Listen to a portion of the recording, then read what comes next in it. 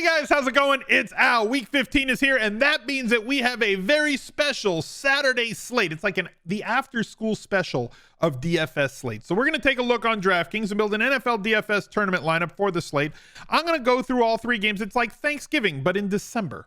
So let's go over everything from these three games. We have a couple of games that are really solid totals, good offenses, exploitable spots on defense, and then one game that's going to play probably pretty slow. But I think that the salaries are there that we can kind of be flexible and do the things that we want in a lot of different ways. So I'm going to build one lineup. You do whatever you want. We can break some of the rules because it's only three games. You could play a defense against offensive players. You don't have to like stack just one guy. You could totally game stack one game. Whole lot of different ways that you can go. So drop a like on the video, subscribe to the channel, ring the notifications bell. Enjoy the 3-game slate on Saturday because now you just don't have to pay attention to your family for the entire weekend. And let's go. He's a legend.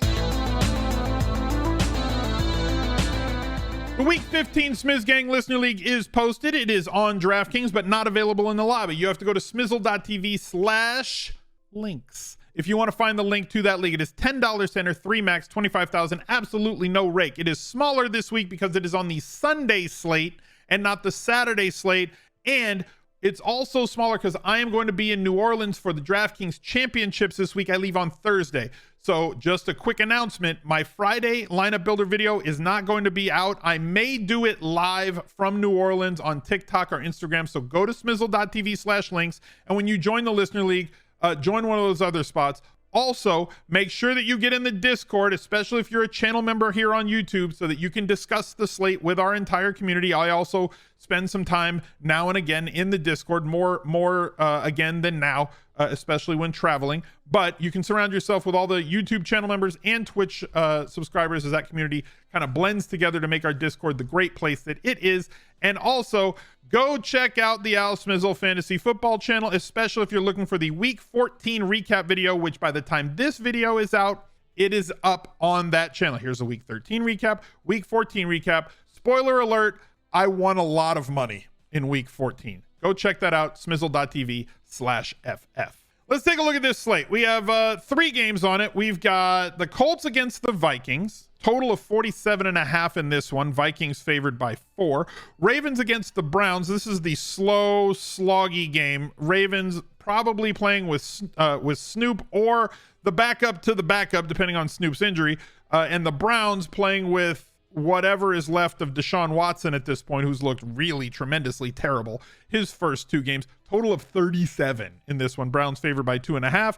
Both teams are going to want to establish the hell out of it. It's going to be a really slow, sloggy, divisional matchup, bully ball situation. Not a lot of high totals, but maybe it goes off the rails, and if you stack it, you do well. I'm not going to stack that. And the Dolphins play the Bills in the nightcap in this one, the game that was flexed off the main slate onto this one. Loads of offensive playmakers there. I think that this is going to be one of the more chalky spots. So let's focus. Let's take a look at that game real quick. Josh Allen, 26 points. Remember when he was averaging 30 DraftKings points per game, and then he kind of hurt his elbow back here against the Jets, had a big day that day with 26.8, but really has not been able to sustain a lot of great offensive days. And now he's getting mad about it, where somebody asked him in the press conference yesterday, one of the reporters asked him, probably just to get a rise out of him, right? But asked him directly, this doesn't look, the Bills offense right now doesn't look like an offense that can make a run through the playoffs, which I don't think is a fair question to ask on, at 2 weeks when you play New England and the Jets back to back, right? 2 very good defense. I don't think it's a fair question. And Josh Allen just kind of looked at it and went, okay. He's like, all right. These are 2 very tough defenses. So this is a good bounce back spot for him against Miami. We know what happened the first time that they played each other, 30.7 points. That game was 21-19, but he threw for 400 yards because they ran 100 plays in the Miami sun. Miami has that stadium where half the stadium, one sideline is in the shade and the other sideline's in the hot sun, and it was in September. So it was a 95-degree day, but it feels like it's 120 on the visitor sideline. Miami's kind of tricky like that. So if you wanted to play Josh Allen and stack him through Steph Diggs, if you wanted to play Tua, stack him through Tyreek Hill. Tyreek is extremely expensive at $9,000 on this slate, but 24 targets the last 2 weeks, 32.6, 24.1 points those last 2 games. He also recovered a fumble on a really funny play in that game against the Chargers. Monitor his ankle. because like they were icing it the entire time, the ankle, the shin, whatever it is. And then obviously Jalen Waddle not producing the last 2 weeks. Post game, Tyreek Hill said, I'm not blaming anybody. I'm not blaming Tua. I'm not blaming the coaches. We just need to get back to what we were doing at the beginning of the season, which to me means throw the ball to me a lot and throw the ball to Jalen a lot and let's ride. So hopefully they can kind of get that done. But Waddle's still very expensive at $5K. Gabe Davis has become kind of a dart throw, right? He either is going to score 25 points or he's going to score 5. So I don't know which one it's going to be. He is possibly the breaker of slates like we saw back in week 5 against Pittsburgh.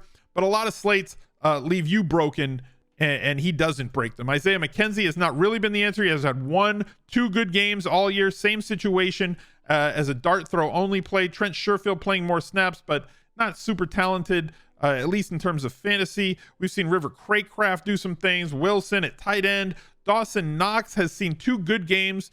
7 targets here in week 14, 7 targets in week 11. I would love for him to be more involved in the offense. Only 3 touchdowns this season. And on Miami's side, not much there. At running back, a lot of people jumped on James Cook because of the 20 opportunities. We were kind of warning against that. He had 5 again. This does look like it was just an anomaly.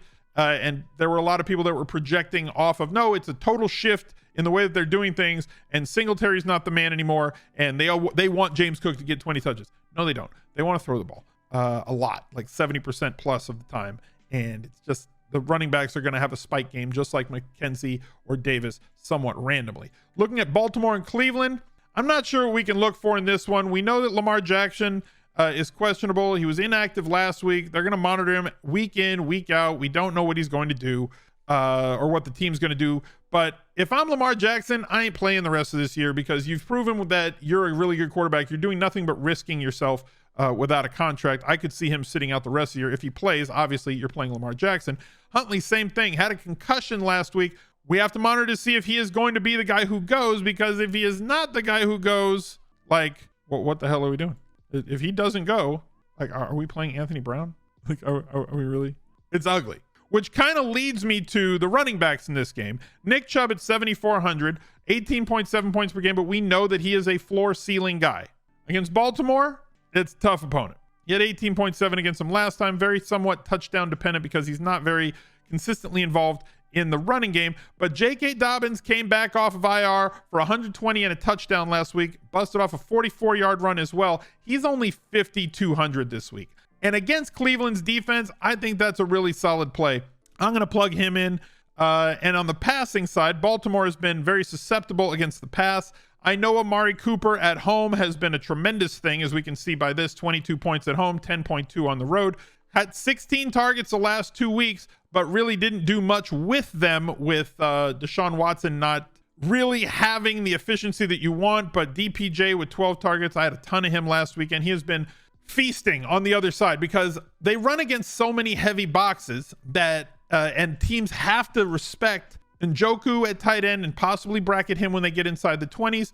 And Amari Cooper, such a good route runner and demands a safety over the top that DPJ gets to run against man coverage. He's 1,000 less. If you want to go with Cooper at home, that's fine. I'm going to go with DPJ in this one to get us a little bit of correlation, which brings me to the last game on the slate.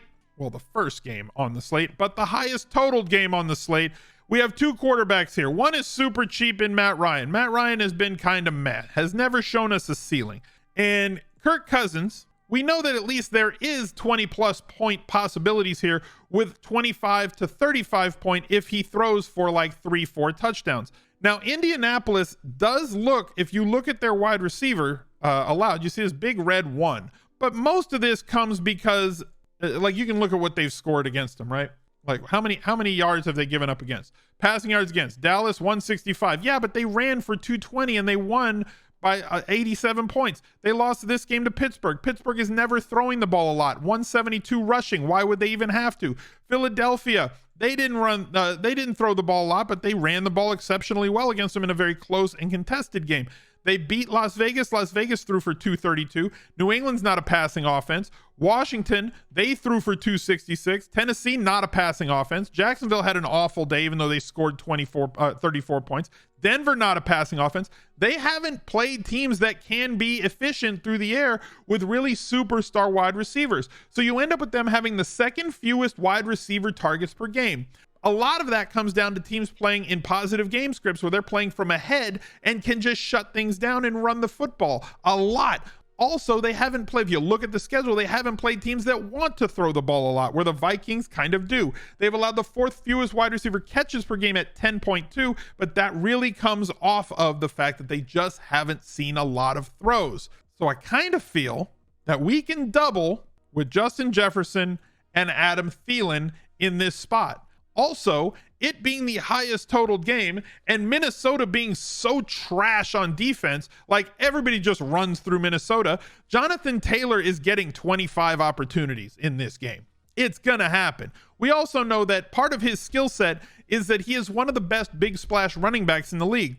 I would not be shocked if he had at least a 40-yard gain, possibly ending in a touchdown in this game, and he's only 7,200. And on the other side of that, at wide receiver, Pittman's only 5,800. Now, I know he's coming off of a 4-target game and one that they got throttled by a really good defense, but Minnesota is like 27th, 28th in the league at creating pressure. This is the movable force against the resistible object. The Colts' offensive line is not great, and Minnesota can't create pressure on the quarterback. Even if they blitz, they're not creating pressure on the quarterback. So Matt Ryan's going to have opportunities here to just throw the ball, and Michael Pittman Jr. is his best option at 1, creating space and earning targets, and 2, having those big games. Now, a big game at 5,800 is probably something like 17 to 25 DraftKings points, but this one could end up being a shootout as Minnesota favored by 4 in this one, and if they score 53 points, which 54 points total, which would be over the total, it's similar to the outcome that we saw last week with Minnesota against Detroit. So I'm going to go with a double-double in this spot. Have me some Pittman, Jefferson, Thielen. If you want, we'll do it this way, right? We'll do this to make it a little bit better from a time of start point of view, right? So now our later players in the flex, leaving me with a defense. I'm going to go cheap at defense. Give me the Dolphins. Divisional matchup in Buffalo. Could be weather in this spot. The Dolphins do a good job of creating pressure with their front 7. Their cornerbacks are just not great, but Josh Allen has made a ton of mistakes this year, throwing a lot of interceptions. It is something that we want. You want a team that is going to drop back a lot, and you will take on that risk as a defense that they give up points in the hopes that you get more opportunities to score defensively with defensive pressure on the quarterback, leading to sacks, fumbles, possibly interceptions as well. We now have this much left for a tight end. Give me Dawson Knox. So I've got a double-double with Kirk Cousins. Dobbins kind of correlates with Peoples-Jones. I've got Dawson Knox in here as well with Jonathan Taylor. And you're going to end up with a defense more than likely playing against one of the players that you have in your lineup on a short slate. So I wish you all the best of luck. Thank you very much for watching. Look out for another video right there. He's a legend.